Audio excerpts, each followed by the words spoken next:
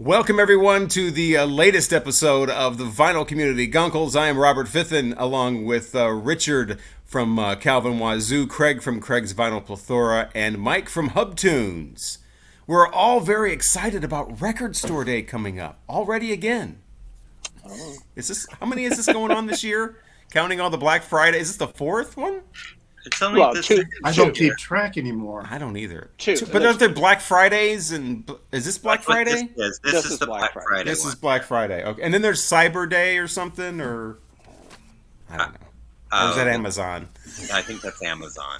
And sometimes they have to delay it because the records that were supposed to be released on one record store day haven't been pressed in time. Right. So then they have to. So there's drops or something. There's a drop day or something.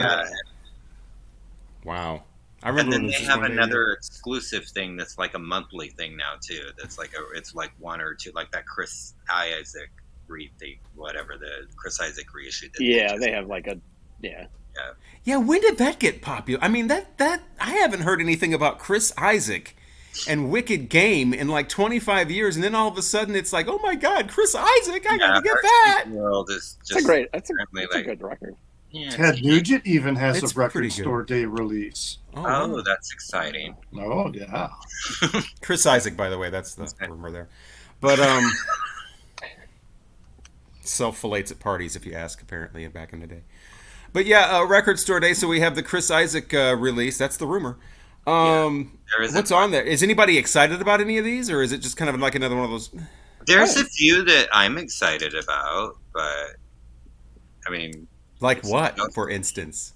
Okay, well, I know that it's been delayed, and it is getting finally reissued. Wish the Cure is finally getting reissued.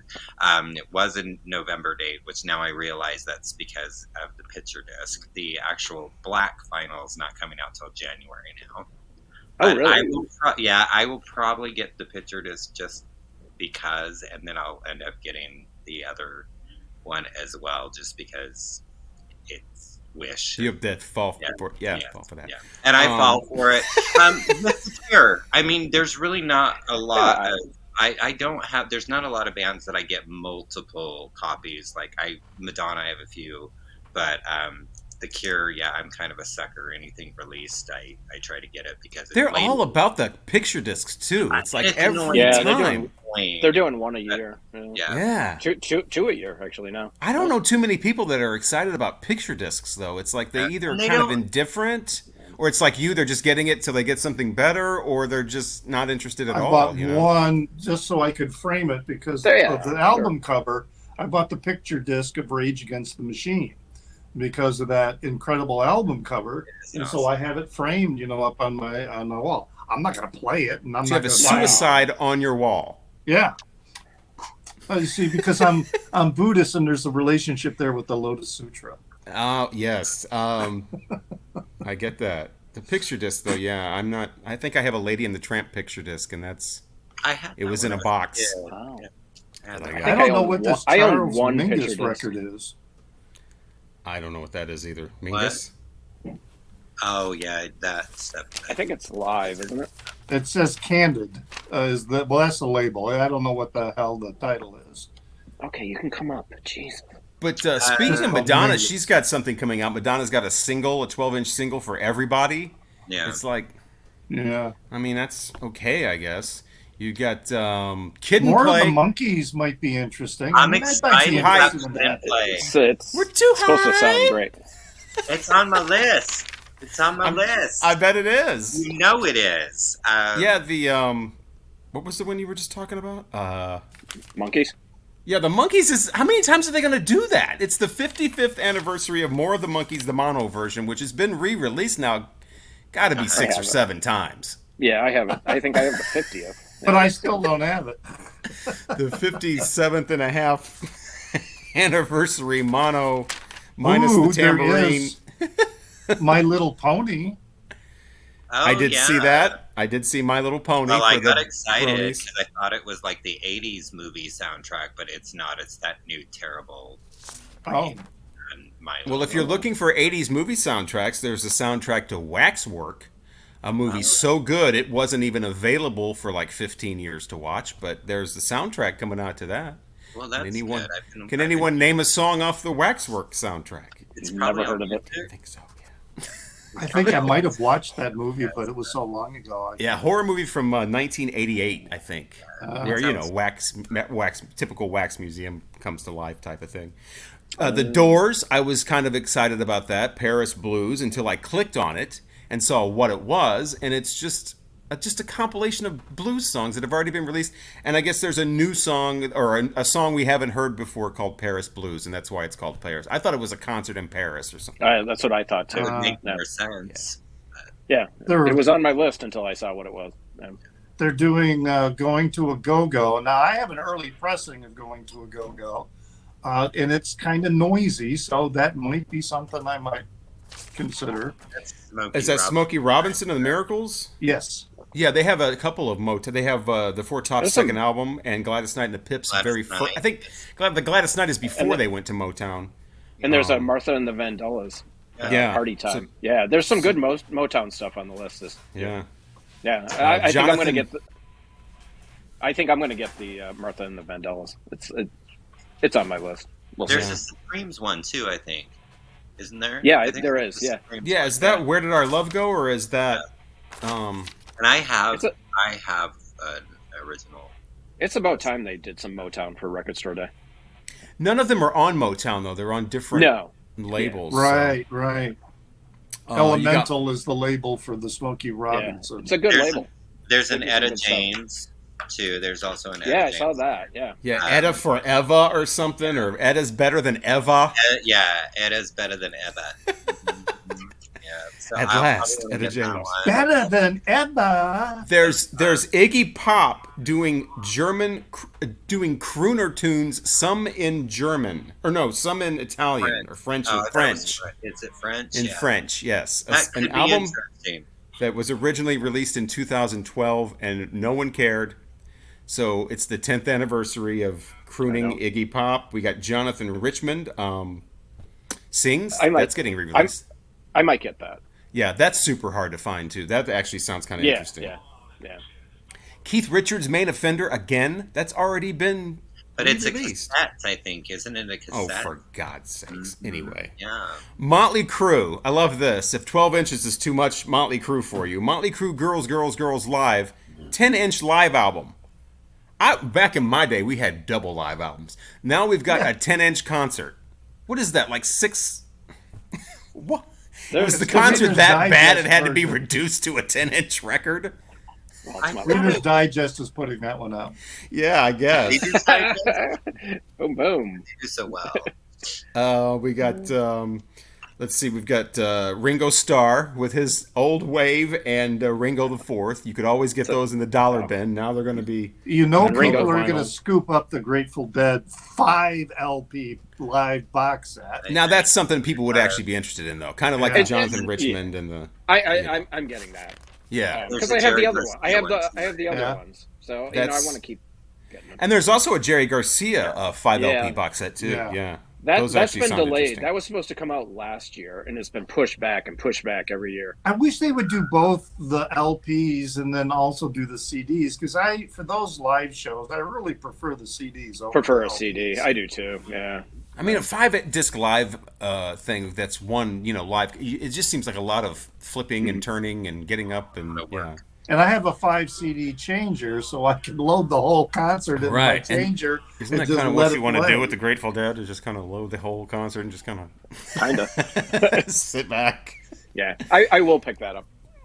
Well, I was kind of interested in the Jefferson Airplane live at Monterey Pop Festival. I've seen that concert, but I don't know if that's ever been on vinyl. I wonder how it sounds. Ever the full length thing. Yeah, the sound. I'm going to wait. I'm going to wait until we know how good it sounds. Yeah. It might not be very good. Speaking of sound quality, Janis Joplin and Jorma Kaukonen, the typewriter tapes are now going to be made on. I've heard these. Yes. They're doing a cassette release for Record Store Day. Yeah, there's a few. My Morning Jacket. But the typewriter tape is Janis Joplin singing as a demo, and then Jorma is backing her up, while somebody in the corner is just typing away on a typewriter. Now, with the get back technology and all that, they're going to be able to remove that typewriter at one point. and they're just going to re-release it without the typewriter. So why get the one with the? That's just annoying. That typing, and why would you want that on like a? I don't want to. Crystallized on a vinyl record. I mean, I didn't realize there was a typewriter. That's why it's called the typewriter tape. It's literally somebody is typing the whole time that she's. It's singing. like his. I think it's his girl. I think it's his girlfriend or something. She was like a writer or something. Yeah, I don't know. Interesting. But there's another Jorma Kaukonen thing. He's got a couple things. Yeah, he's got a compilation of his whole career called Too Many Years. Yeah, that's kind of interesting. And there's a Hot Tuna release also, which I might. Well, if they have leftover Smokey Robinson, I'll pick that up. But I won't stand in line. No. I go later. And I pick over the leftovers. I'm not getting up to stand in line. I wait. See, I'm the opposite. I'm the opposite. I either don't do it at all, like blow it off, which I've done. I've only been to like maybe 3 record store days, or I go all out, stand in line, do the whole thing. I'm all in or nothing, pretty much. I stood in line one time to try and get that first John Prine box set. And nice. By the time I got in, and the line wasn't that long, but apparently the store did not have that many copies of it because by the time I got in, it was gone. Yeah. I get there an hour before my guy opens, and I very seldom have an issue getting everything I want. I mean, we're lucky here. We have so many record stores in Chicago. Yeah. So, yeah. I mean, my line, the guy, usually about 100, maybe 100 people wait in line. And if I get there at 8:30, 8:45, I'm 10th in line. Always. Well, I've been noticing on the last few record store days, stuff is not selling out. No matter where you. I mean, I've gone in and seen the Grateful Dead box set that was supposed to sell out just like that, and it's like people I think are losing interest. Especially, it's probably these releases are just not as. Well, they're getting really expensive. Yeah. They're not cheap. No. I mean, I don't want to say. I mean, I may have spoke too early. There is the Smash Mouth Feuchumang that's coming out. Yeah. So I'm sure we'll all be fighting over that. That's going to cause a fight in the record store over that one. My nephew loves them, and he. Okay, I thought you were going to say. Yeah, no, you're getting it. I mean, and it's my 30-year-old nephew, but he loved them very, very small. That's the age because they were for kids. They were. So why call your CD "Fuck You, Man" when you're made for 12-year-olds? Right. But I told him, I said, "Hey, it's coming out," and he got so excited. So I might try to pick that up for him, but not for myself. I never. But it's a nostalgia thing. Yeah, it's a nostalgia thing. And he's excited. I love this. Smash Mouth. Yeah, Smash Mouth. Walking on the. That's the one with "Walking on the Sun." Yeah, that terrible song. That was their first one. I love this one. The Rick Springfield. I'm sorry. What's that? This is interesting. Smash Mouth sounds good. No. Spoiler alert: Smash Mouth will not sound good. No, I was looking at the list here, and the Oscar Peterson trio that live in Zurich. If it's a good, if it's a nice sounding recording, I would pick that up because I love Oscar Peterson.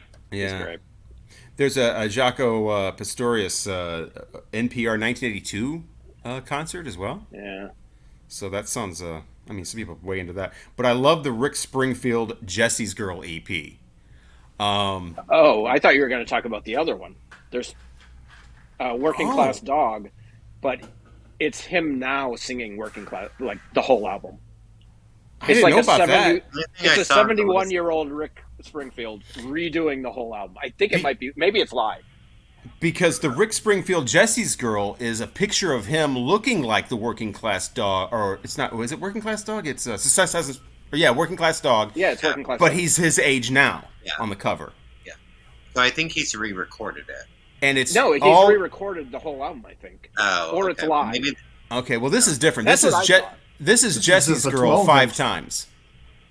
Jesse's Girls is just a 12-inch. Yeah, 12-inch Jesse's Girl 5 times. Demo version, live version, some other 3. Not the original version because they don't have rights to that. But it's all these different Jesse's Girls. There's 5 of them, I guess, on an album. Who needs that? With him on the front, pictured as he was on the original album, but his age now. So it's really not very flattering. That wasn't a good idea. Well, it's one of those things where you look at it and you go, oh, he's up to, and then you click on it and it's like, oh, it's Jesse's girl 5 times. Just like the Slaughterhouse thing. Did you see Slaughterhouse? And I got excited that it was the 80s hair or the 90s hair band Slaughterhouse, like their debut album. It's some rap group. Yeah, but there is the like, Mr. Big debut. Oh yeah, but I thought that was just they just did that a couple years ago. They just did the Keith Richards thing a few years ago. Yeah. There's the Canadian female heavy metal act Kitty with Oracle. Yeah. That's coming out. That's their second. I might get that. Don't forget Marshall Crenshaw. Well, Keith Richards has lived for so long. He's got to keep re-releasing stuff because by the time he does go, none of his money, his estate, will be left because he's probably spent it all. Well, and he's got like 22 kids. Yeah.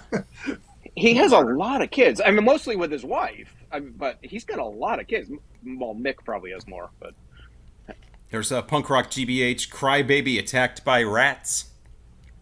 Don't want to miss that. That is. Dead Milkman. Don't forget Dead Milkman. Yeah, Metaphysical Graffiti. It's not one of their best. No, I want the lizard one. That's the one everybody wants, yeah. The number one thing I want is the Eric Burden and War 4 LP box set. Yeah. That's my one must-have.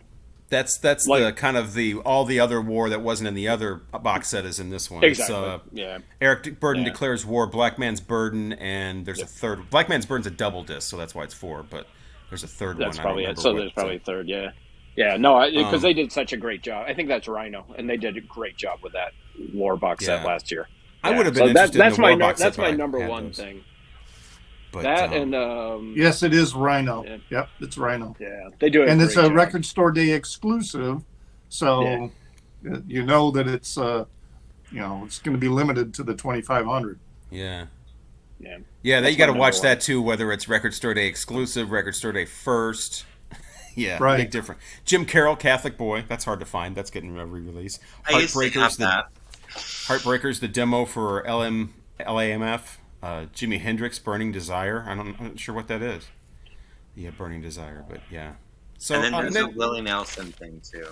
Oh, I didn't know about that. Olivia Newton-John physical picture disc. Yeah, because we need that. That's another one you can find at the Goodwill for 90 I think I need to get Clear Spot. I'm happy with the Clear Spot. They just reissued it. There's an Ace Frehley too that some people might be interested in called Origins, but it's a picture disc. It's like, why would you do that to Ace Frehley? It doesn't, Picture disc, a Ghost Impera picture disc. It's like, who are these picture discs for?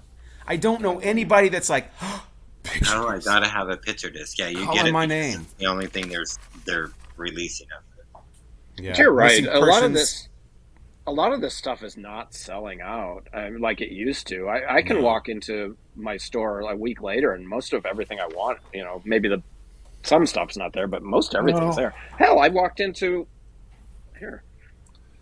I don't have Captain Beefheart Clear Spot. I went to Todd Hall. I love Todd's Hole. and this was just sitting on the shelf. The Ramones box set from last year. Yeah. I think here's what you do. You go to the Record Store Day website and you go back to like 2018, 2016. Look at those releases, compare those with these, and you'll see why there's all kinds of left. I mean, there's still stuff from years ago that I would love to have. That orange vinyl Kaleidoscope Tangerine Dream, with the bonus 7-inch, I would love to have that. That's from like 10 or 12 years ago.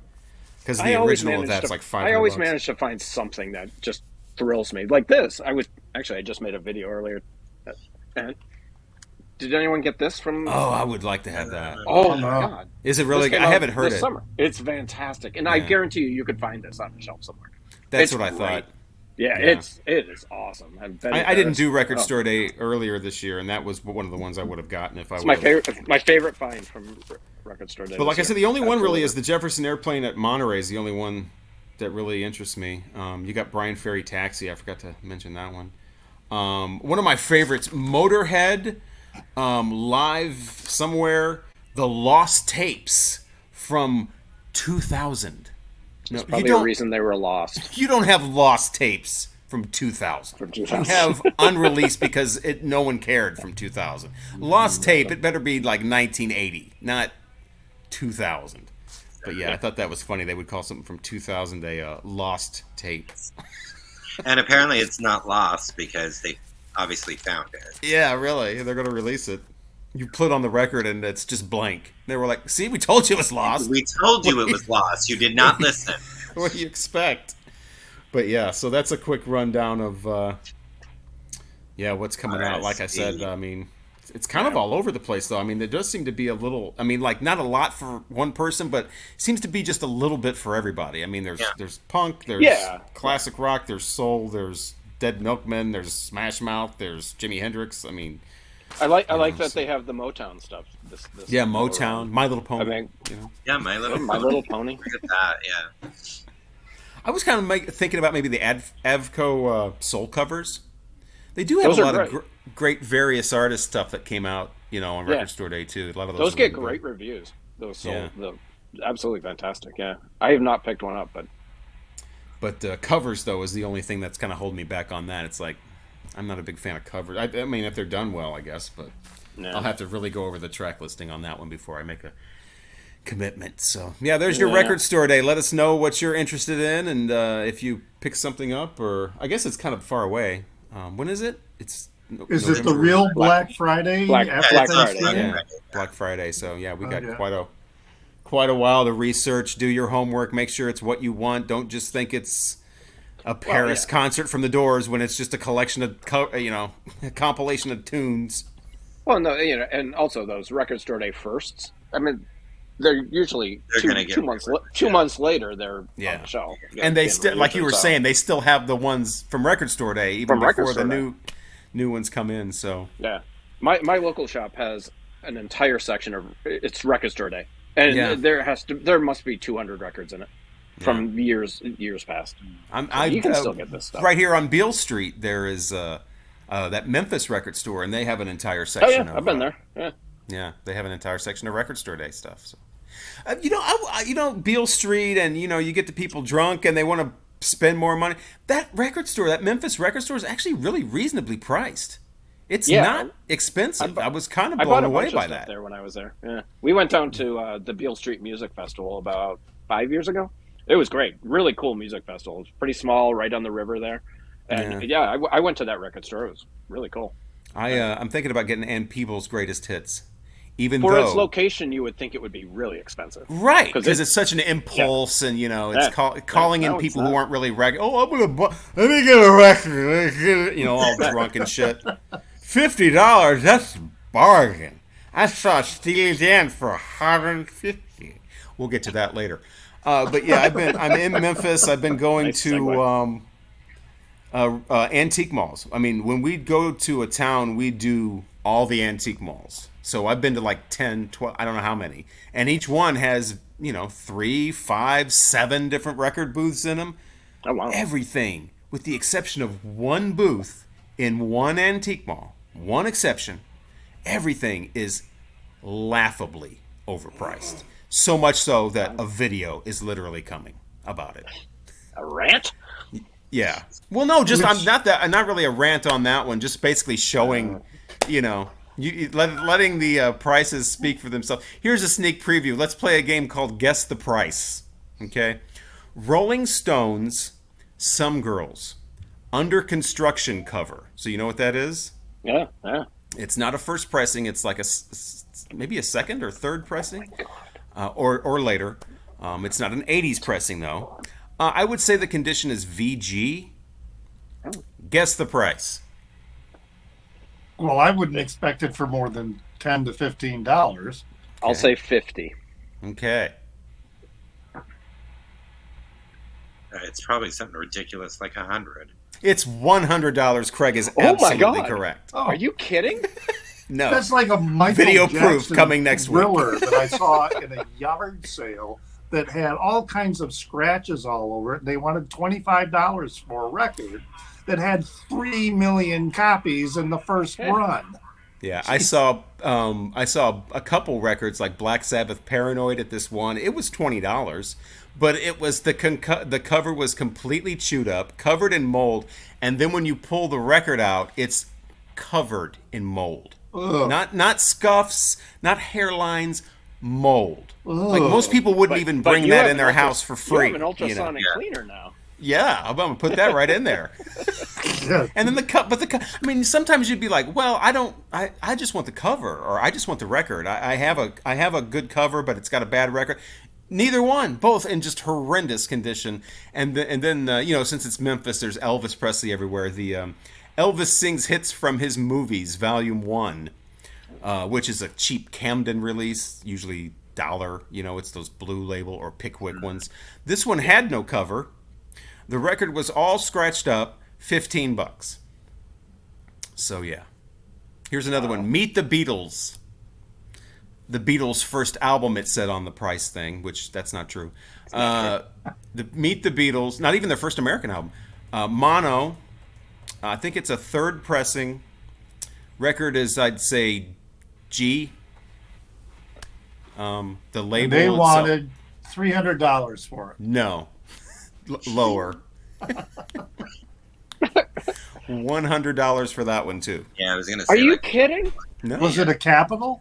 Yeah, it's Meet the Beatles, Capitol. Like I said, it looks like about maybe a third issue from like '66 or something like that, with the label on one side half gone, and like I said, the quality is like a G. Like a good, which is they let somebody chew on it or something? Yeah, no, I saw the chewed up one was a Kiss record. That's on the video too. It'll be on the video too, where the corners are completely chewed up. And a Rush 2112 with the cover completely half gone, and the price was $20. I'm assuming the 2112 they thought was like the price they should make it or something. But yeah, no one That makes sense. Who would want that? For $21. And then you've got, not only that, but you've got to go through all of this Guy Lombardo and Andy Williams and the 101 strings, and it's like, people would not take that out of the store for free. Why is this $12? And just I did see the funniest thing. I saw a Doors Soft Parade for like $150, but it was an acoustic sounds, but the price sticker called it an MFSL. I'm like, if that dude saw that, right? Had they written $150. You can go to the website right now and buy it for $60. Yeah. No, even less. I think you could go to any website and get any of this for. Like I said, there was one booth in one place where the prices were not only good, they were really good. I mean, I was like, wow, really? And all the records needed was cleaned. They had fingerprints on them and smudges. Turns out that booth is a booth from Goner Records here in Memphis. When they don't have the time to clean, they don't want to take time. They send them all to this booth. That's what they're doing. Yeah. So I mean, score. Michelle Sharp. What is that? Like a $50, $5. Cleaned it off. It looks. I don't know how it sounds yet. Obviously, I cleaned it off and put it through the ultrasonic, but it looks great now. That's a cool album too. She's awesome. I loved her. I saw her open for the Grateful Dead once. Really? Yeah. It was an odd pairing, but everyone loved her. She was great, and she got like blackballed too, didn't she? Like she disappeared. Yeah, I don't remember the album cover. Saying some really off the wall shit, and and her albums are great. I would love to get really Arkansas good, especially Traveler. that one. I want to get Arkansas Traveler. Yep. Yeah, Aerosmith's first album with the original cover, $5. Just needed to be cleaned. Yeah. Neil Young, Tonight's the Night, $5. That's what it should be, $5. Just needed to be cleaned. Yeah. That's great. Kiss, Unmasked, just needed to be cleaned, $5. I think that's getting a audiophile reissue. I think I saw something. Unmasked? Yeah, somebody needs that. Yeah. Not me. I don't think I've never had Unmasked in anything. My Kiss fell off abruptly, and I've always tried to remember exactly what it was, and I can't remember. It might have been the Kiss Meets the Phantom movie or something, but my interest in Kiss when I was like 8 went from, to like, to where I was like Dynasty. I remember buying it. I bought the single. It was the first album I think I ever walked up to a counter and bought. And I still remember that. I was so excited. I had Kiss all over my room. And then by the time Unmasked came out, I didn't care. And I don't know what it was that made me lose interest so abruptly. But yeah, Unmasked. There's no reason to have an audio file. No, I think that's the one. It's one of those. One with Either that or music from the Elder. I found out something weird about Kiss. The the Creatures of the Night with their faces on it. Yeah. The makeup, and then they re-released it later, and they don't have the makeup, and they have the other member, and then they remix the album. The reissue is the remixed audio with the original cover. So it's like a mismatch. The reissue from like 2014 or whatever. It's like the 80s album with the 85 remix with the original like 82 cover. Very bizarre. But speaking of expensive records, there's a new batch coming out from Acoustic Sounds. Did you hear about that? Is. I heard of something. Yeah. Steely Dan. They're doing all the Steely Dan albums because those just like the Beatles' Revolver. Everybody will say that the original. It's going to take a year and a half. Horrible. I mean, these aren't coming out immediately. I mean, it's going to take a year at least. Oh, they're not coming out soon?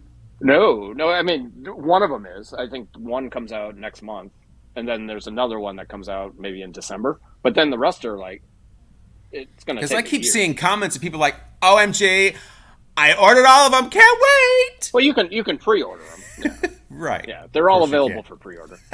I pre-ordered 2. That's it. Oh. That's it. Video coming soon. They're $150. I'm not going to let that pass. Because I warned everybody. I said, bring down the bullshit. You'll bring down record prices. What did everybody do? They just ramped the bullshit way up. Now we got $150 records. Damn. And it's Steely Dan. Yacht First rock. one. That's why. They're like, what kind of a person has a yacht? These need to be $150. These need to be $200. And there's 20,000 of them being made. Of the first one and of Asia, 20,000. Yeah, I can't wait for AJ. That's my favorite. Yeah, I know you love it. How are they going to reproduce? 20,000. Wow. 20,000. The other ones are 15. Those 2 are 20. Yeah. And they're going to sell out. They'll absolutely sell out. Well, the same thing happened in book publishing because when they do those first pressings or the first printings of a book, they're now printing 1 million copies. So the value of a first edition is like there's no value to it to a collector because there was no limit to the run. They just printed 1 million of them, and then you get all these groups that will buy them up and then resell them. So the same thing happened in the book industry. I want somebody to make a video about the $150 version of the Royal Scam. That will be too damn funny. I'm a big fan of unironic or kind of organic irony. Oh, I'm sure somebody's on it already.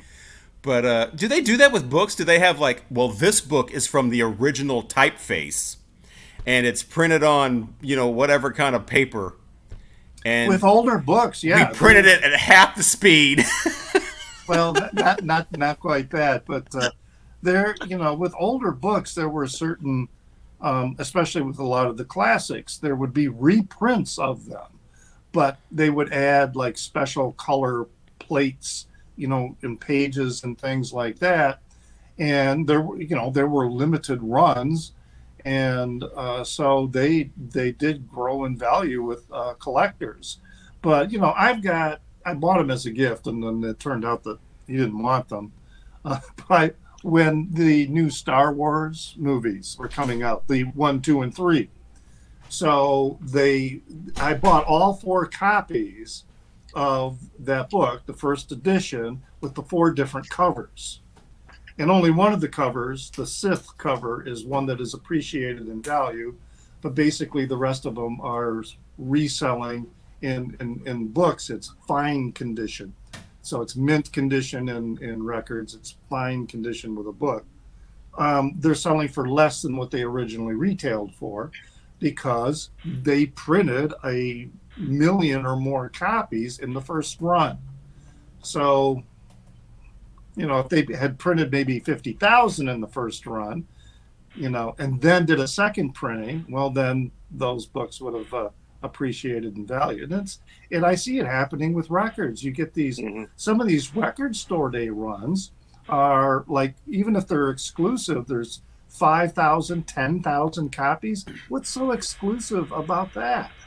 Yeah, I mean, it's a gamble if you're trying to just do this to be a collector or whatever and trying to turn around and resell stuff, because stuff goes down in value just like it goes up. Well, or even if you're not same, a flipper, even if you're not a flipper, it's kind of like, because they're trying, the marketing is they're trying to hook you and reel you in that this is going to be a collectible item and that there's going to be value here. And some people don't realize that, it's not uncommon for a band, for an album, their first pressing is going to be 10,000, anyway. And then if it sells well, then they'll print another 5 to 10,000 in a second pressing. So there's nothing special about a run of 10,000 or even a run of 5,000 to me. I do like the way that books will have on the cover, on the first couple pages or whatever, what pressing, like third pressing or whatever. I wish right. It's very right on there, With records, you said that they had 4 different wax and you gotta right, holding up to a light and it's all faint. Yeah. You said there were 4 different covers and only one of them is yeah, I've got them. So that has the Korn Issues album has that in common. Fun fact. There was originally released with 4 different covers. Korn fans. They're out there somewhere. Where? Korn. Jonathan, what's his name? Davis? Davis, I think, or Davies. He was the one that his manager or his, I don't know, record rep or somebody told him to stop, not sound so smart during interviews and chew gum. Really? That's like the difference between like early mid 90s rock and the later like new metal. You had to be dumb. You sound too smart in interviews. You need to sound a little dumber and chew gum. Value. I can see that. Yeah, that's wicked looking. But yeah, video coming soon from me, like in maybe the next day, about the Steely Dan $150, and then a later one about the expensive records into Memphis. So there's my schedule for my channel. Can't wait. Shameless plug. Yes. And a horrible rant coming soon. People like the rant videos, I guess. Hey, your Revolver rant. You are amazing at ranting. Thanks. Hey, it's entertainment. There's nobody finer than you. Yeah, I didn't like the way the remix of the Revolver got announced, and then suddenly everybody's like, "Oh, finally!" Because the old one is just so horrible, and it's terrible. My mind. It hurts my ears. Well, then listen to the mono one. Or just don't listen to the Beatles. Which I have, that's and another, I am so perfectly happy with that mono release of Revolver. It sounds. If I had a mono of it, I wouldn't have bought the box. But I bought the box because I want the mono. You want the mono, and me too. And I want the outtakes. And I want the demos. I want the outtakes. Yeah. But like I said in the video, that's the dead giveaway. Is these different albums, all these different configurations. You can never just buy the demo or the demo with the books. Right. Outtake. You have to buy the remix. I have all of those.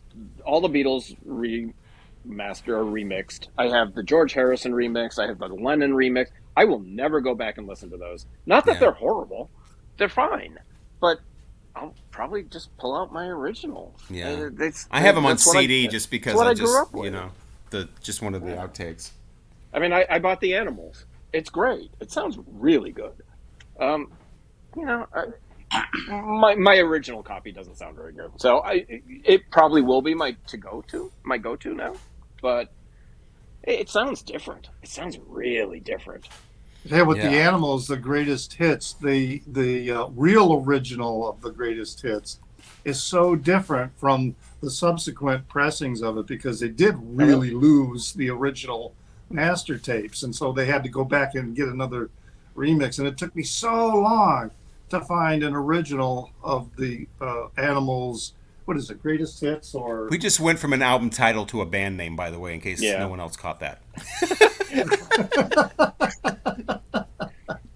In case anyone else is confused. The best part, I was confused.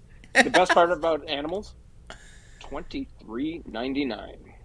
Oh, and it comes with a beautiful. Wow. It comes with a beautiful book. It's really well done. I didn't see that coming at all. And $23.99, and the artwork on the cover is stunning. See, I would that photo there. That just proves what I'm saying right there. You can make a record sound great for $25, and here we have $150. Yeah, I would rather have the record that has like a booklet with it and some other related material rather than, we've got, the old or the old demos or whatever, like that. If it's a really nice sounding record and it's got this archival material that like books and photos, I would pony up the bucks or something like that. It's commemorative, There's a difference between commemorative stuff from the day, like demos and outtakes and photos and whatever, and then somebody being like, well, I was living in the original producer's scrotum for a while, so I thought I'd take the controls and just mix things around my own way because, credibility.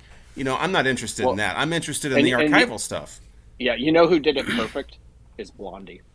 You could buy that big box set with all the albums, the outtakes, and a book. Or you can buy the demos and the book.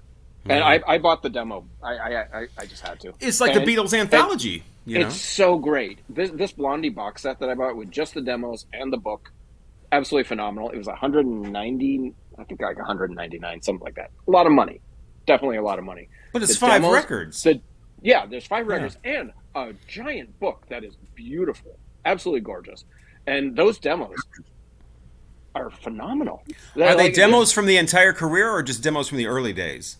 Early days. Well, no, all the way up to the entire career. Yeah. But the early ones are really, really good. Yeah, they're just really kind of more of a garage kind of punky kind of thing early on. Yeah. Yeah, there's a couple that are real lo-fi, but they're really, really good, guys. I am so glad I bought that box set. I don't buy a lot of box sets, but that's one. I am thrilled I bought it. Yeah, so coming soon. We got Steely Dan and we got Record Store Day, so save up your money. Mm-hmm. But now it's time to talk about older albums as we go into our album review. And what album was this? This was Richard's choice this time. Yes. Headhunters by Herbie Hancock. Released 1970, what was it, 1975? 1973? Best year. It's traveled with me all the way from 1973. Southern Illinois. You didn't even bring the record, you just brought the cover? No, I didn't bring the record. Where's Craig's? I have a feeling Craig's not ever going to buy this record. Yeah, no, probably not. You are so smart. I remember I said before that this was a funk album. I think it was Mike that said it was a jazz album. I'm like, no, this is a funk album. Yeah, it's a jazz album. It's a jazz album. Funky. I will reserve to go last. Okay. Well, who's going? You want me to go first? Sure. Okay. So Headhunters. I have a really nice copy. This is a beautiful copy. Herbie Hancock is probably my favorite jazz artist. I love Herbie Hancock. I've seen him live like 5 or 6 times. But this is not my favorite era of Herbie Hancock. I understand why this album is important, and I understand why this album is groundbreaking.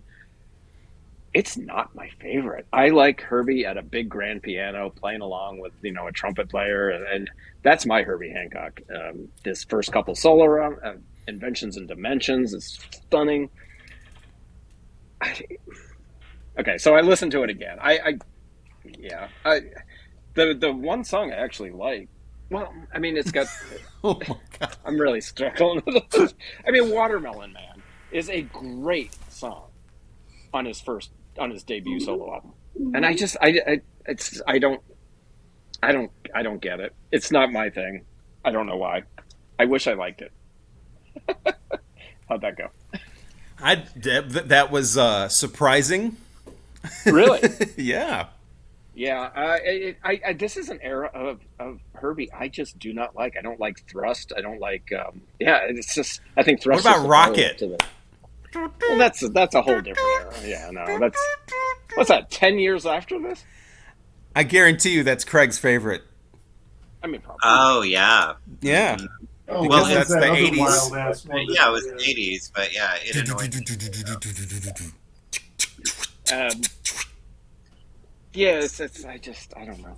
I'm gonna give it 3 rainbows, but I understand why it's an important album. Or sex. I hate this. I'm gonna give it 3. I hate it. No, I don't hate it. Oh, okay. But it's a really important album, and I understand why, but it's just not my favorite. I mean, there's 10 other early Herbie records I would pull out before I pull this out. What about the one with the boat on it? What is that called? Long Distance or something? Or First Maiden Voyage? Maiden Voyage. Yeah, it's great. Yeah. He plays every time he plays when I see him live. There was one time I saw him live, and it was basically just him and a grand piano, which was the best time. Every other time, he usually has a band, and I would say the majority of the show is this album. He plays almost everything from it. Yeah.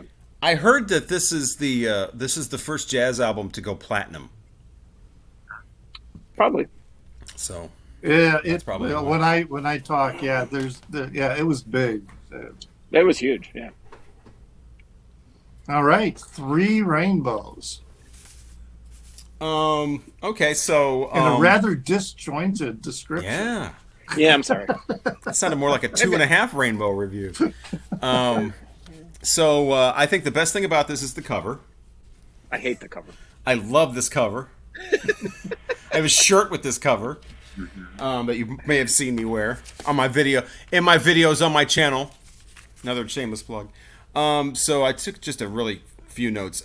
It never quite lives up to that very beginning. It gets really funky right off the bat, and then it just gets more and more jazz as it goes along. So it never quite, for me, lives up to the first few minutes of Chameleon, which kind of has 3 parts to it, and then it reprises that kind of funky part at the very end. Watermelon Man, I'm not a fan of at all. It sounds very background. I'm not familiar with the original or a different version. The original is gorgeous. Absolutely gorgeous. I did hear the Maiden Voyage album, though. I didn't like that at all. When I was doing my 1965 deep dive, I listened to nothing but albums from 1965 for like 2 months, just to try to get into the whole feeling and culture. And when you do that, by the way, you realize that the Beatles are here, and all the other pop groups are here. You understand why the Beatles are who they are when you listen to God, how many did I listen? I listened to 80 albums from 1965 during a 2-month period, and didn't listen to anything else. That was the thing. And so I was submerged in 65, and that was one of them, Maiden Voyage. Anyway, Watermelon Man I didn't care for. It seems like it should have had lyrics. I mean, I know he doesn't have lyrics, but it seems like that song would have been a lot better with lyrics, but it does get kind of repetitious. And then not a really big fan of Sly. That's way jazz. That's the really fast jazz stuff. It sounds like a Yes, like Yes or something like that, but just really, really fast. Let's see. Yeah, just very fast. Sounds like Yes without a guitar. Vein Melter's probably my second favorite on here. Harvey Mason's drums I love because he does a thing where he's doing the drums. You know how you hit different, your tom and your snare, and they kind of have the different sounds, obviously, but they also kind of resonate differently in, like a note. And so he's trying to match the notes of the group with his drums. I thought that was pretty clever. I'm usually not a fan of drumming in a jazz record. I remember there was somebody was playing, Vinyl Archivist was playing Dial S for Sunny, and if you want to, that's laughable drum breaks in that anyway.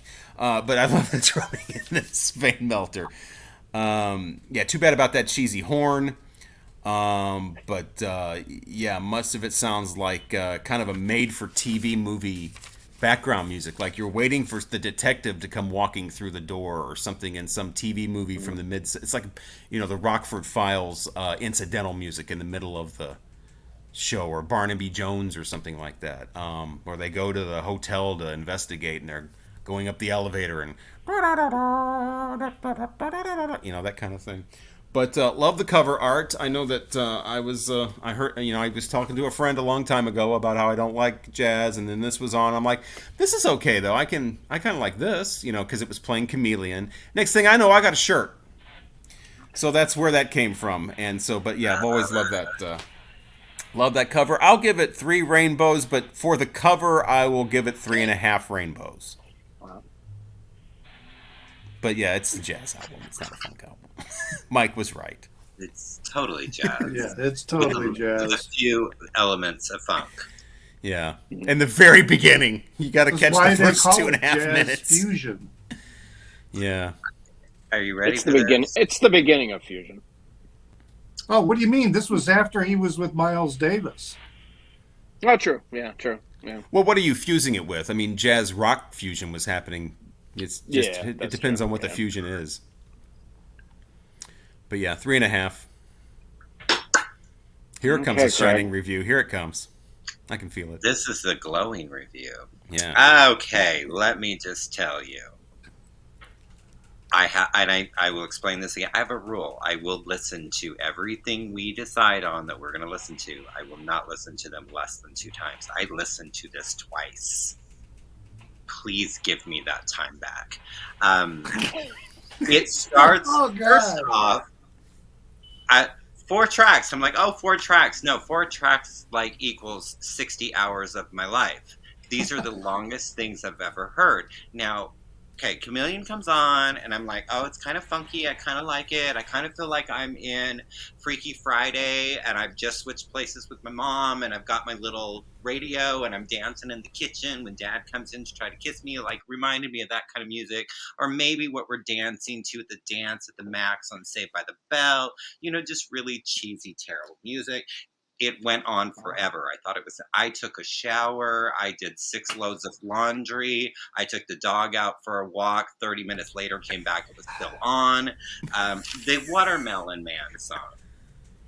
Now that bass line, I swear Michelle and De Lechego stole that from Madonna's I'd Rather Be Your Lover, because that sounds like the same bass line to me. And that was the only thing I enjoyed from that, was that little bass line. I was like, that sounds like Michelle. This Sly song, that saxophone, that's awful.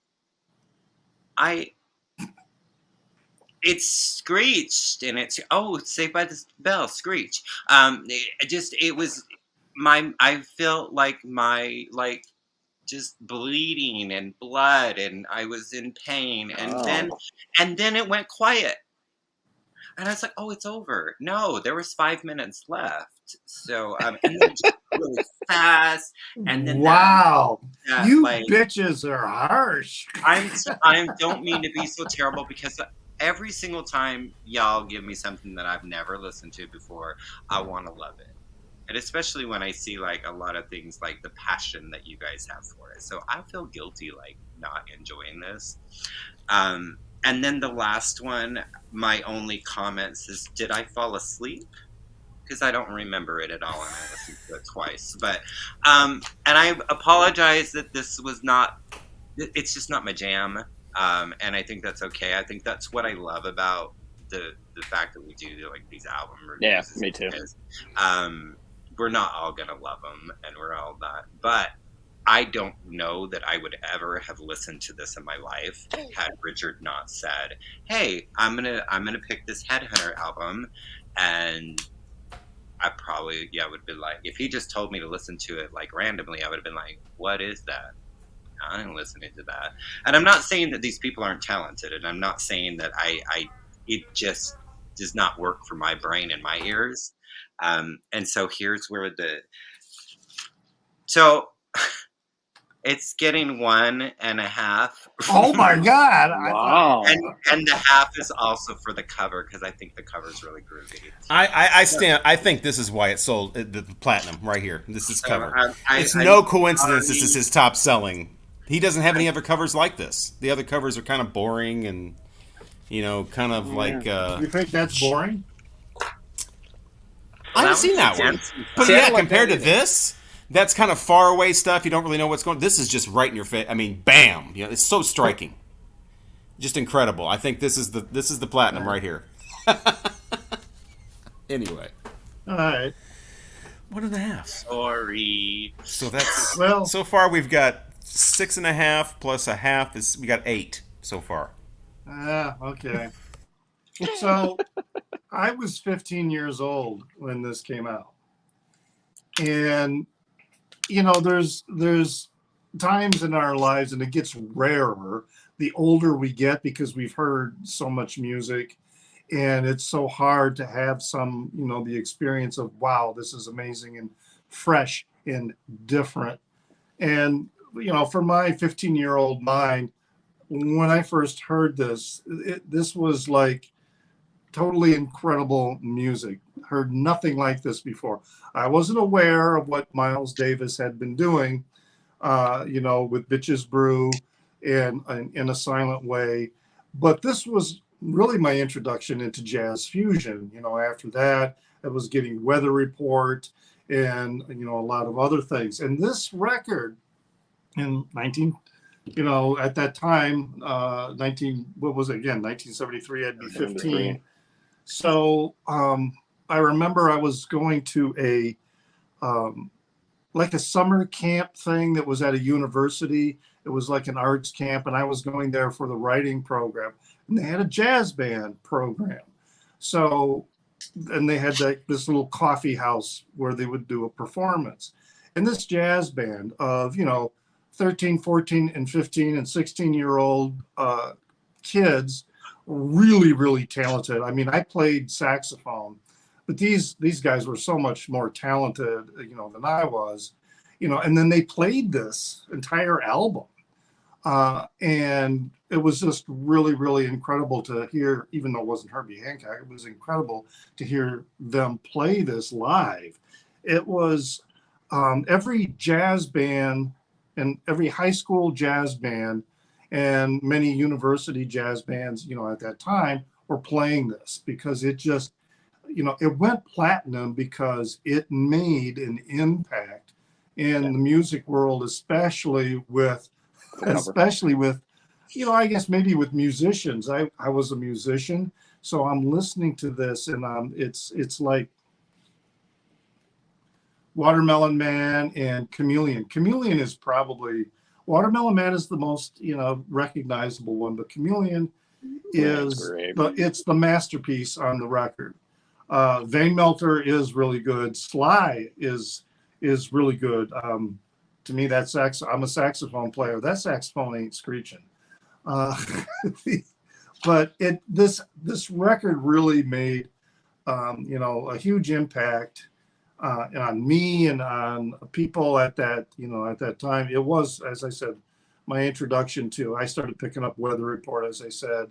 I started going back, and it was actually my introduction into jazz. You talked about Maiden Voyage. I would ask you to go back and listen to Maiden Voyage, and I think you're going to hear a lot of the same structure going on in this record that's going on here. Melodically it's going to be different, but it's still Herbie. It's just that he's using that electronic keyboard to take the sounds into directions that wasn't happening. So yeah, it was a very big, profound album for me, and in many ways opened so many doors to other types of music. And like at 15 years old, I'm gonna give it 5 rainbows. So we just reviewed a jazz album, and I gave it the second highest rating. I mean, what the hell just happened? Not only that, but I make Terry listen to all of these that we do. I thought I'd be funny and put this on, and after it was over, say, "Yeah, what'd you think about that one?" Oh, that was very good. I didn't mind that at all. I like that. Wow. He doesn't like anything. And he doesn't like the Beatles. No. He likes the early, like the 2-track Beatles, and scattered George Harrison throughout the rest of the. But yeah. So this is just a very strange album. album current, or whatever it is. But yeah, we got 5. What did we have? 8 plus 5 is 13. 13. Yeah. For Herbie Hancock. It beat out your Blue Neighborhood, though. It beat out Joy. Better. Yeah. Gay Bieber. Yeah. As you know him, Gay Bieber.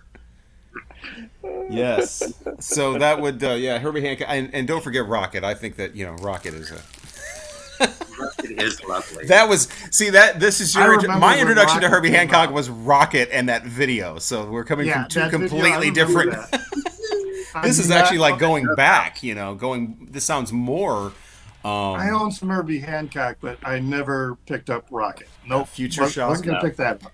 Never. This is like going back, you're going forward with yours, and this is like going, hearing Rocket first. This is like earlier, going back to like a more primitive stuff without all the, basic people playing instruments, for God's sakes, instead of scratching records and programming sequencers. I bet Rocket sold more than Headhunters. Rocket, I think, did. I think Rocket was like... That Future Shock album was huge. Rocket did. I don't know about the album, but this was I just read somewhere that was the first platinum. I don't know. Chick Corea was doing some similar stuff with the Chick Corea and his band, the Electric Band. The Electric Band, yeah. Yeah. Which Chick Corea, I thought, was doing a better job than what Herbie Hancock did. In that time, yeah, he was. Definitely. Yeah. So it's my turn to choose the album, and we're going to stay with Columbia Records. We're going to stay with the 70s. But I keep burping that hurricane from last night on Beale Street. Last night? How many 2 nights ago. How many did you have? Should have had one with ice cream. One. It's just one. That's all you need. It's bad. It's not the alcohol. It's just a bad, cheap drink. Judas Priest. And their major label debut, Sin After Sin, from 1977. We talked about Judas Priest in an earlier episode, and I kind of did a rundown of the... it was like episode 8 or something, and I did a quick rundown of all the gay... whatever, but there's plenty on here. Plenty on here. If you could, this is definitely a listen to the lyrics, especially songs like "Raw Deal" and his "Starbreaker." Sin After Sin, the sky. Right? Sin After Sin. Yeah, Sin After Sin, 1977. Their debut. Yeah. Their major label debut. It was their third album, but there was one before. Yeah, there was Coca-Cola or Rock-a-Rolla. And yeah, that's right. What was the first one? Sad Wings of Destiny was the first one. But those are independent, various labels, various masters going around. Here's where they really broke through and came into their own, and CBS Records and Columbia and all that. So, Sin After Sin from Judas Priest. Reviews coming next week. Should be interesting. Good times. I saw an interesting meme that was a quote by Rob Halford, and he was talking about how the records that we listen to when we're young make such a huge impression on us, and not just shape the kind of music we listen to, going forward, but when later, as an adult, and we listen to those records from our teen years or even younger, it's like our brain goes back to that childhood emotion of when we first heard that music. It's really incredible how, and it's true in so many ways. It's incredible how when you listen to a record that other people might say, well, but, it was something that you loved when you were like 10 or 11 or 12 years old, because you connected with it, and that connection is still there in your brain. So when you hear it, it triggers that same emotional response. I totally agree. Yeah, I mean, I was a music fan from 3 years old. Before I could even read, I knew I was playing records based on what the labels looked like and stuff with my little clothes. I think I've told that story 100 times by now, but so I'm lucky enough to have this real long history of not just hearing music in the background, but actually being involved with it, liking it, going to rummage sales with my mom as a real little kid, looking for those little, I could spot that 12-inch album cover or those 7-inch singles from a mile away. I mean, I got and then you'd walk up there and it was drill things. Pissed me off. Those little drill things that look like 7-inch records. Oh, yeah. Sanding, not drill things, but like sanders or whatever they are, welding things. Right. I know what you mean. Damn, it used to piss me off. But so I've got that real early, and I go right back to 5 years old. I mean, some stuff's been worn out by now, and I don't really have but there'll be that one song every once in a while that I've only heard like 4 or 5 times since I was 6 years old, and you just go right back to that, innocent childhood before you had all these worries. And I mean, I had a pretty good childhood. I didn't have a horrible childhood with a bunch of tragedy or whatever. I had a decent, we did have the rule that the air conditioner couldn't be turned on until somebody got sick and crazy stuff like that. But that's minimal compared to what I've heard some people had to go through. So it's great for me to be able to do that. But we've talked about like my favorite types of music with the, and we've talked about Richard's obviously with the Herbie Hancock, and Mike has talked about, but we haven't really talked about anything that Craig is a big fan of. So I think it's time for a concert review. Great segue. That's what I do. I mean, I'm a professional at that, literally. Oh, my feet are in the background. Oh, look at that! Oh, you look how That's joyful. so Belinda Carlisle. Oh, yes, it really is. So my niece and I, she came in from Arizona, and we saw Hanson. Bop dibble lop dop dip scooby dop doop dop Hanson, and they were actually really good. Nice. They're quite talented, and I see Robert's face up there. No, I mean, of course they are. They've been doing. That's what I've always said. They've been doing this since they were children. If you've been doing something since you were a child, you're gonna be good at it. Yeah. Are they like 25 now? No, they're like way older than that. They're like 40, right? Please don't tell me they're in their 40s. The oldest one is in his 40s. Oh no. Taylor is like almost. Yes, Mike. It's been 22 years since 2000, by the way. Yeah, I mean, their debut album came out 25 years ago. What were you doing when you were 12 years old? Here's a fun fact for you real quick. Just found this out today. The Jonas Brothers together 20 years ago. What? Really? Yeah. Wow. That's how old we are. We are old. Yeah. So my niece and I, we heard Bop, and we were buying pagers, and we saw the video, and we went right out, and actually I did it on my video, but I actually have the actual cassette single right here, that we went right to Tower Records and we bought this. And so it's always just been something special between her and I, especially their debut album, but we've never stopped liking them. And so we actually never, so she's 4 years younger than, so she's 45. I'm 35, but I'm older. And I lie.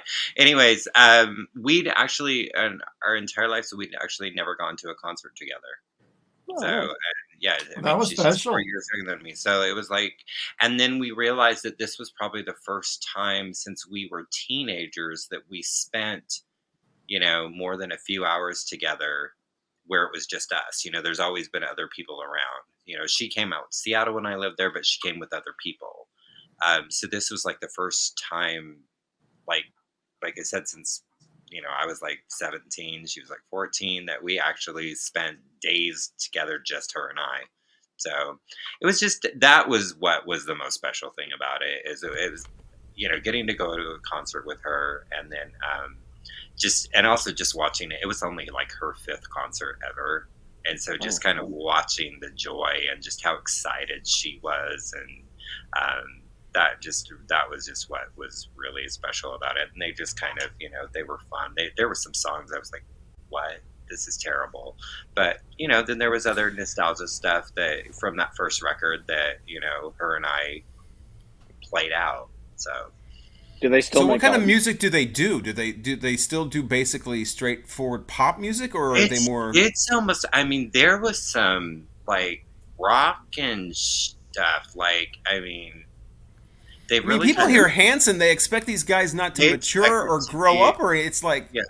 These guys are solid professionals at this point. I don't know what anybody else was doing when they were 15 years old. I mean, I was flipping hamburgers and then later on telling people to please rewind. You know, I definitely wasn't working crowds and on stage and playing music and instruments and stuff.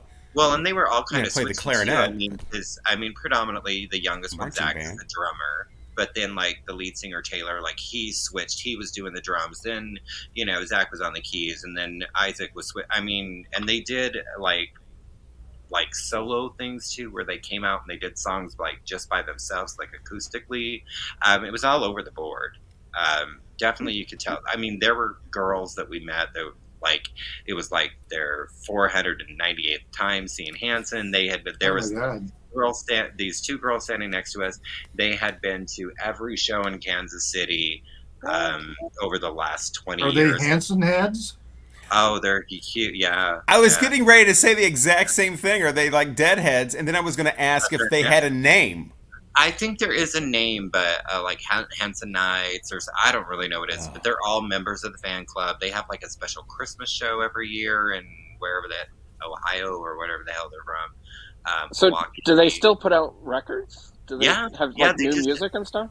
Well, I posted a copy of a record I saw in a record store, you know, in our Instagram feed, to, you know, for Craig to take a look. I didn't look to see when it was released, but it looked like a pretty new record. That was like 2018 or something like that. Yeah, but, so no, their new album just came out like either the end of last year or this year. Oh wow, good for them. And it's got some good stuff on it. Some of it I'm kind of like that, but they're hit and miss. I mean, and Taylor has done stuff like he did that super group. What the crap was? What was that? Oh my gosh, Blind Faith. Yeah, right. A super group. So what? Crosby, and Donny Osmond get together. It was with James Eha from Isn't that his name? James from Smashing Pumpkins. Yeah. What's the name of that? From Cheap Trick, and there was one other person, Tinted Windows. Tinted Windows. Yeah. And that was actually Windows. It's a good record. I actually saw them at South by Southwest when that album came out. Yeah. It's not on mine. It's a decent record. Yeah, it's really good. And there's your Hanson review. Yeah, you're welcome. No, I really wish those guys would have. They probably would have had to change their name or something. But they could have done. I mean, they could have gone off into an experimental thing. They could have gone off into. I mean, anybody that's on stage rocking stadiums. I don't know about rocking, but popping stadiums when they're 13 years old. I mean, it's like people who poo-poo on that. It's like, what were you doing when you were 13? Exactly. That's what I thought. You know. All right, so we're going to wrap things up after the Hanson review and the $150 Steely Dan's and the expensive Memphis antique malls and the record store day. Now with the scenario, what record would you pull? In which this time Mike will give us a scenario and we'll have to choose what record we pull. I don't have any records here except for the ones I just got at the $5 thing in Memphis, so maybe it'll be one of those. Okay, so it's a real simple scenario. What record would you pull if you had to send some VCLT to the person diagonal? Who's diagonal? On this Richard. Oh, Richard. Robert. Robert. You're sending to Robert, and I'm sending to Richard. Oh, I'm sending. Robert's going to send to Craig. I'm sending to Mike. What am I going to send to Robert? I knew you were going to do that. I knew it. He's the only one that doesn't have it, so... Thank you. I love it. Okay, let me see. What does Robert need? Robert has everything he needs. What would I send to my... Crap, what am I going to send Robert?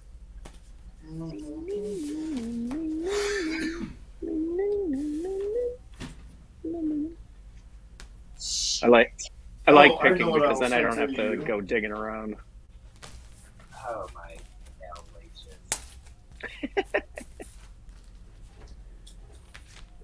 Oh, too bad I didn't get Richard. I had the perfect one. We were talking about books. There you go. Ooh. With the Tales from Edgar Allan Poe. The Alan Parsons Project. Oh, you know what? I remember going to an estate sale and they had a copy of Edgar Allan Poe's Tales of Mystery and Imagination, and it was one of those books that I was talking. This would have been like in the 1970s, and it had those color plates in it, and it was a really nice binding, and it was like you did a closed bid in the estate sale, so I wrote down how much I would pay, and for me it was a lot of money. I put down $60. To me, that was a lot of freaking money, but I didn't get the book. So, do you know how much it went for? No, they don't tell you. Damn. No. Yeah, this they is only Tales let of you know if your bid won. Tales of Mystery and Imagination of Edgar Allan Poe from the Owen Parsons Project. It's the original album cover. It just has somebody's initials on it. That's the only thing. Again, $5, and it's even got a booklet with it and everything. So it's like really wow. I've never seen that. I think the later pressings just has his face on the front of it. I'm down to 2. I don't know which one to do here. Huh. Okay, I think I'll do this one. Hold on. I had another thought. I have 2 now. Wow, you guys are sending 2 records to each other? Yeah, because that's how much we like each other. Well, I'm just trying to decide which one of the 2. One of them I've already talked about, so it would be kind of anticlimactic, but it's more appropriate. So I don't know if I want to do appropriate or haven't discussed yet. Because, there's that one. But I think I'll go with this one. Remember, I'm limited to like the 8 albums I got in Memphis at the $5 bin. Well, you could also just say one that you have or whatever. Okay, who's going first? Okay, I think we go counterclockwise, don't we? I think whatever makes me go last. That's the.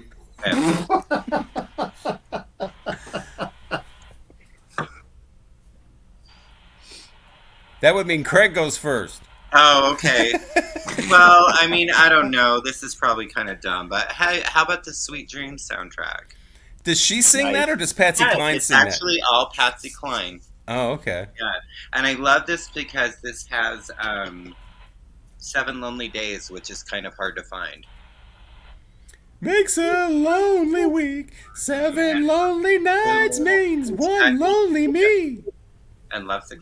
But also you might need the 12-inch single for Do You Want to Please Me, just because we always need to mention Samantha Fox. Yeah, I would rather have that because I already had an issue with 80s releases of Patsy Cline, so I would definitely rather have these Samantha Fox. But it's the soundtrack. So. Yes. But you do have issues. 12 inches of Samantha Fox. Oh, who doesn't have referred issues? to as Sam Fox. I saw that on Instagram yesterday. People were referring to her as Sam Fox. Yeah. It's got 1, 2, 3, 4 versions of Do You Want to Please Me and Want You to Want Me. I don't know what that is. I want you to want me, squirrel. But I want you in the right way. Wow. Yeah, Marvin Gaye. S. Lambert and somebody Bird wrote that Want to Want Me. Whatever. Okay. Next. Sorry, that was anticlimactic. Sorry. Okay. Well, it's the first one. You can't have a climax and then the beginning. There are 2 records that I would send to Mike. And I don't know if you've heard of this band, the Moondoggies. Do you know the Moondoggies? I am a little bit familiar with them. Yes. Yeah, I'd send you the Moondoggies. Some nice, jangly, psychedelic pop. Yeah. This is something I picked up in the Sub Pop record store at the Seattle airport. But I also I've heard them. Yeah. Consider this Toe. Have you heard of Toe? Toe? As in like this is a Japanese math rock band. Incredible stuff. So yeah. Interesting. I'd send that to expand your, it's good stuff. It really is. I've got their entire catalog now. I am kind of infatuated with Toe. Oh, so you have a fetish. Yeah, I have a toe fetish. You have a okay. Not the entire foot, just the toe. Just the toe. Okay. Just the toe. Nothing wrong with that. Okay, Robert, what are you sending to Craig besides Herbie Hancock? Excited for that. Again, I'm on a limited thing here, but Jefferson Airplane's Bless Its Pointed Little Head. Oh, that would be because cool. I know that Craig likes to drink, and we have a line of bottles here with Cassidy here just passed out. I don't drink. Never. That is beautiful. Yeah. And I only have, I need to expand my Jefferson because I only have the at worst, the best, or whatever. That's the only thing I have. The worst of Jefferson. The worst. Yeah, the worst of. Yeah, the best at worst is Culture Club. This is a live album, believe it or not. Yeah, it's live. Oh, was that one of your $5 fines? Yes, that's why. Yeah, I was limited. It was either going to be that or this one, just because of the outrageous. I can't believe I found this for $5. That's crazy. Oh wow, that is a great find. That's a shiny cover too. Wow. Yeah, like I said, the records just needed to be clean. They had fingerprints all over them.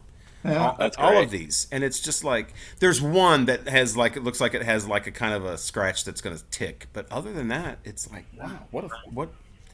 Yeah, I should reveal the name of the antique mall because I left all kinds of $5 records there too. I could have bought them all and cleaned them up and flipped them or whatever, but I left Kiss, David Bowie, Van Halen, stuff that I already had.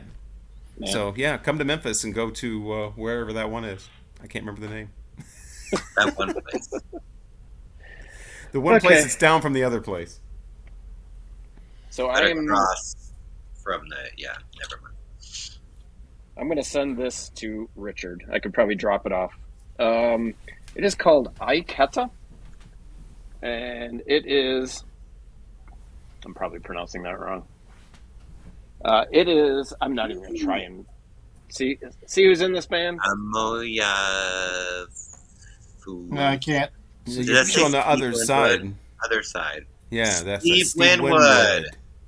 Oh, okay, I've heard of that. Stevie Winwood when he was jamming with some African. Yeah, this is. I think it's right after Blind Faith, and it's all instrumental, and it is African beats, African grooves, and Steve Winwood just playing the piano. Wow, he doesn't open his mouth.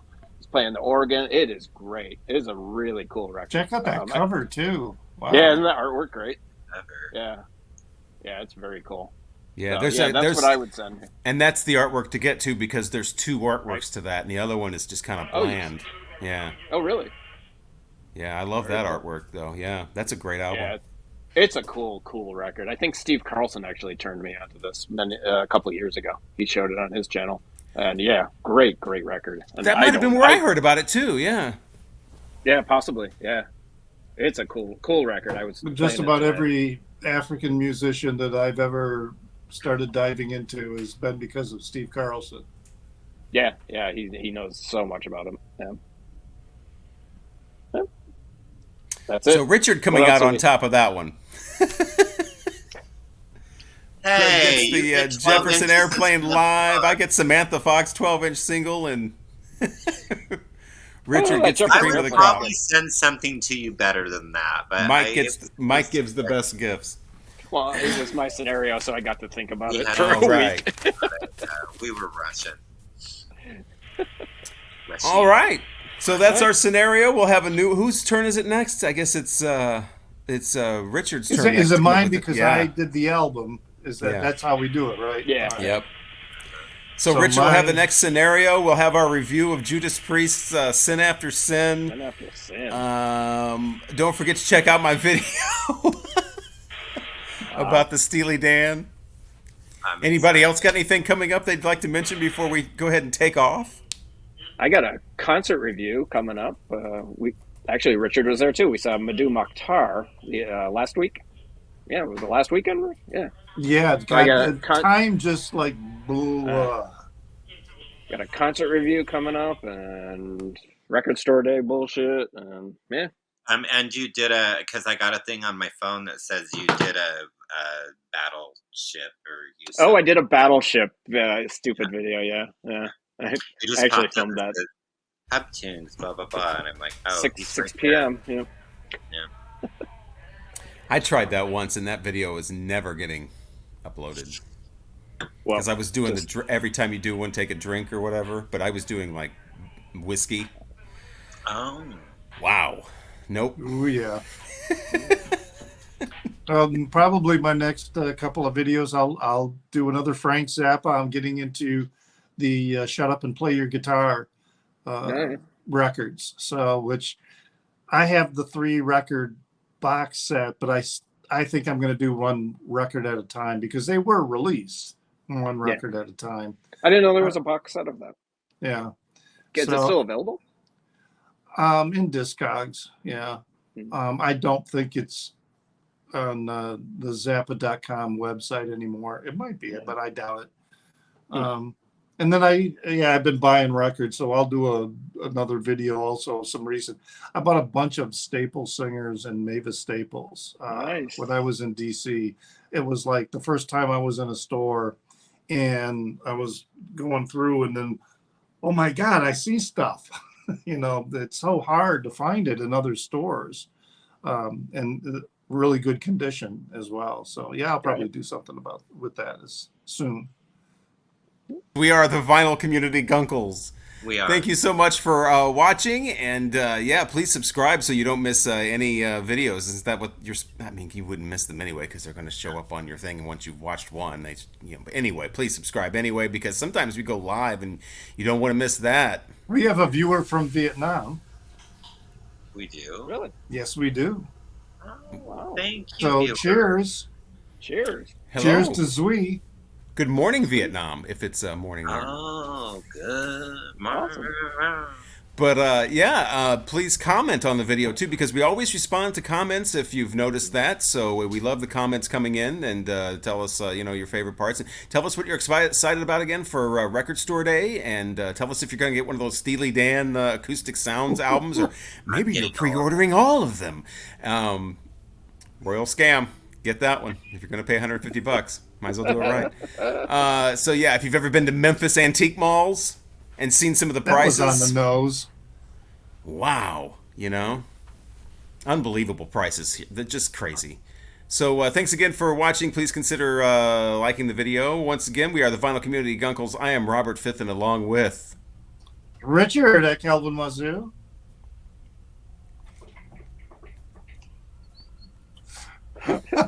Craig. What? I know me, but I'm last. I'm Craig at the Vinyl Craig's Plethora. Mike from Hope Tunes. Thanks again for watching, everybody. Yeah, we'll get it one day. Yeah, we love you. Long time. See you next time.